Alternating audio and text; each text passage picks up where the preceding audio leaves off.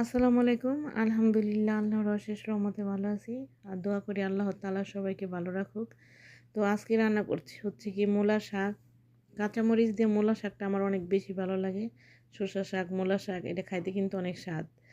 আর হচ্ছে গিয়ে মূলার যেই ডেরা, এটা হচ্ছে গিয়ে ছোটো মূলা ডাঙি সহকারে যেটা রান্না করা হয় তাকে বলা হয় মূলার ডেরা। আমরা আমাদের অঞ্চলে এটার এই মূলার ডেরাই বলে।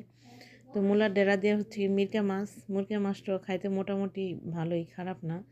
আর ধইনা পাতা একটা এরকম জিনিস, এটা যে তরকারিতে দেওয়া হয় ওই তরকারিটা একদম স্বাদের হয়ে যায়, একদম অতুলনীয় স্বাদের। এটা কিন্তু শুধু স্বাদের জন্য মানুষ খায়, কিন্তু এই ধইনা পাতার অনেক অনেক গুণ আছে, এটা মানুষের জানে না। এটার প্রধান গুণ হচ্ছে কি আপনার শরীরের যে ক্ষতিকারক এইটা ওটা বের করে দেয়, শরীরটা একদম সুস্থ রাখে।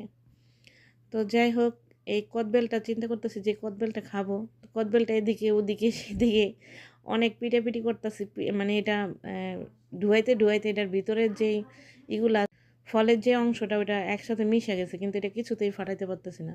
পরে শেষ পর্যায়ে অনেক জোর একটা আছাড় দেওয়ার পরে এটা ফাইটা গেছে। আর ফাইটা যাওয়ার পরে দেখতেছি এটার গ্রানটা এত সুন্দর, এটা একদম পুরা বেল টাইপ ছিল পাকা। আর এটা কিন্তু খাইতে একটু মিষ্টি মিষ্টি লাগছে, বেশি একটা টক না। তো যাই হোক, এই শীতের শুরুতেই সবাই জ্বর ঠান্ডা লাগতেছে। আর মশা এত বেশি বেড়ে গেছে যে সব জায়গায় মশা, অতিরিক্ত মশা। তো আর ঠান্ডা জ্বরটা সবারই লাগতেছে। তো আমাদের কেউ জ্বর আসে নাই, আল্লাহর অশেষ রহমত, কিন্তু একটু একটু ঠান্ডা লাগছে সবার। আমারও ঠান্ডা, আমার নাক নাক কেমন জানি বন্ধ হয়ে গেছে, গলাটা কেমন জানি মানে আটকে আটকে আসে, মনে হয় যে ঠান্ডা লাগছে ভালোই। তো এই যে খাইতেছি হচ্ছে কি মূলা ঢেঁড়া দিয়া মিরকা মাছ, আর হচ্ছে কি মূলা শাক, আর হচ্ছে ঢেঁড়স ভাজি। শীতের এই সময়টা ঢেঁড়স ভাজি ভালোই লাগে খাইতে। সাথে আছে টাটকা ফ্রেশ লেবু, আর হচ্ছে কি কাঁচামরিচ। আর স্টিলের থালায় খাইতে আমার অনেক বেশি ভালো লাগে। স্টিলের থালা কিন্তু একটা অনেক উপকারী থালা।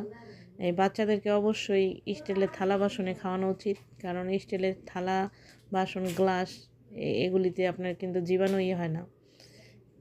আর অরিজিনালি স্টিল হইতে হইব, 2 নম্বর স্টিল না, যে একটা স্টিল আছে টিন জাতীয় স্টিল, ওইটা না। একদম অরিজিনালি খাঁটি স্টিলের থালা বাসনে খাইলে এটা খুব বেশি স্বাস্থ্যসম্মত, একদম মাটির থালা বাসনের থেকেও বেশি। তো এই যে খাওয়া শুরু করছি, খাবারটা কিন্তু খুব মজার এবং স্বাদেরই ছিল। আসলে মাছ মাংস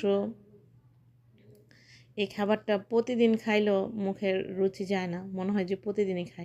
আর ভর্তা ভর্তা তো তুলনাই নাই।